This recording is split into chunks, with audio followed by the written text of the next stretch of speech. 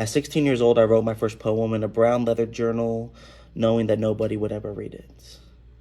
At 17 years old, I finally gained the courage to share my first poem on Facebook. At 18 years old, I made my first blog. At 19 years old, I released a 10-track spoken word mixtape. At 20 years old, I started making videos on YouTube. At 21 years old, I made my first short film.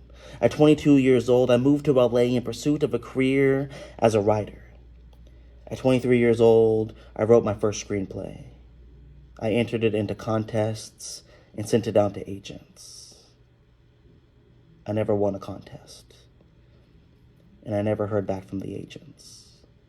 At 24 years old, I wrote my first book. It was rejected by over 100 literary agents. At 25 years old, I self-published my first collection of poems and sold them from the trunk of my car to the Uber passengers that I drove around town. At 26 years old, with my book not selling, I contemplated suicide.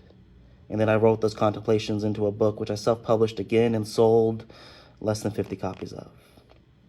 At 27 years old, I self-published my thoughts on 2020, but those thoughts were only read by 13 other people.